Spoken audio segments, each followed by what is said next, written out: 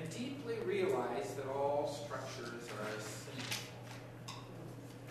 and that all agents occupying those structures are sinful.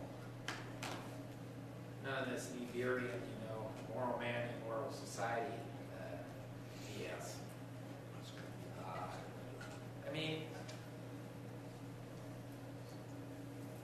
Why don't we just kind of come to a deep apprehension and settledness with the fallenness of existence? That's death. Life comes from death. But you can't get new life until you die. So, first of all, let us realize. You brought us around to that whole vision that we adopted back in 2005, which is preaching the radical gospel of Jesus Christ in a fallen world. And actually, the broken lives in a fallen world. We shortened it up to make it fit in one line. But it is. We preach to broken lives. We're preaching a brokenness in a fallen world, a radical gospel. And that's a uniqueness as opposed to the ideal. That's a unique concept from the ideal that the church is going to make us somehow holy or perfect. Or it preaches to holy and perfect people. The problem, and I agree with that, but I just want to bring this up. Just look at the history of the church. Let's see how hierarchy developed. This is what we got to think about. How did hierarchy develop in the church? To combat Gnosticism. Yes. Hierarchy develops under the threat of Gnosticism, Marcionism, and Montanism. These are old heresies. And the triple assault. Right, the triple assault of Gnosticism, Marcionism, and Montanism. We have the development of ecclesial creed. Pelican, right? This is Pelican, book one. Ecclesial creed, right? Canon and office. Episcopacy. Ecclesial episcopacy. Because there has to be some way to say that the spiritual reality, I'm thinking of the software guys. You got a bunch of guys in a room, this guy's creating, that guy's creating, that guy's creating, and it's all going together. What do you do with the shepherd of Hermes? What do you do with the gospel of truth? I had my kids read the gospel of truth. They said, they don't know what to do with the gospel. I don't know what to do with the gospel of truth. But it was circulating. So, how do you keep the gospel of truth out of the room? Or should it never be? You should have not have ever hired him in the first place. There you go. Further discernment was necessary about hiring. And see, here's the problem. You came late. No. See, that's I had to fire some of them. You came late, you had to fire some, and that's exactly what the church did. You had all this stuff out there, circulated, you had chaos with people's regards to salvation, what salvation even consisted in. You had subordinationalism, of course, deeply taught. You had Pelagianism, deeply taught.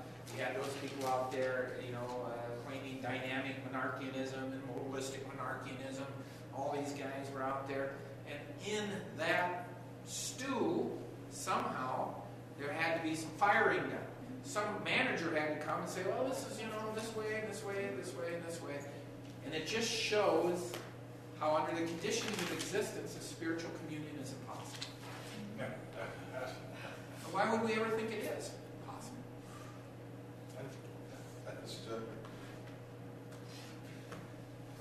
One of the points of military doctrine is that you are eventually trained by your and you become adept at doing what it is you're in,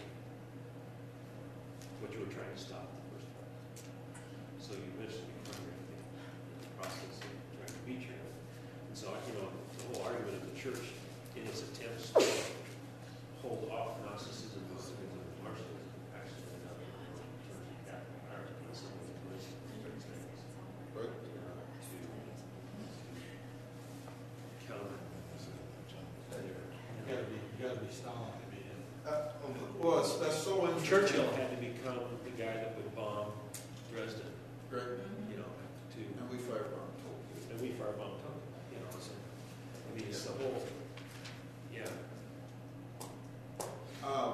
it's so interesting. That's been exactly my experience as a teacher of battlefield ethics. It's really interesting because I've got three different groups of students. The first group is what we call the basic officer lieutenant's course. These are guys right out of the CERT, right out of West Point, right out of Roxy, so they come in and they're getting their first skill sets developed in military intelligence. And one of the blocks of instruction to go through is battlefield ethics. They're almost all of them. They're idealists. They're all idealists. They drink this stuff up. They think they talk about battlefield ethics as if it were something, as if it were some kind of virtue you could strive for and actually attain. They're bright-eyed, bushy-tailed, ready to go out and change the world for the better. Why did you decide to become an officer in the United States Army? Because I want to make a difference. That's how they are. And God bless them. I love them. But then my other group is the captain's career course, and most of the captains are coming right off of a deployment either to Afghanistan or Iraq. And most of them have been to 2 or 3 deployments involved in what we'll call mid-team, which stands for Military Intelligence Tactical Team. That's where you go out into the country and you're working with Iraqis and you're working with out beyond, the safety of an operating base or anything like that, where everything gets gray, everything gets all muddled up.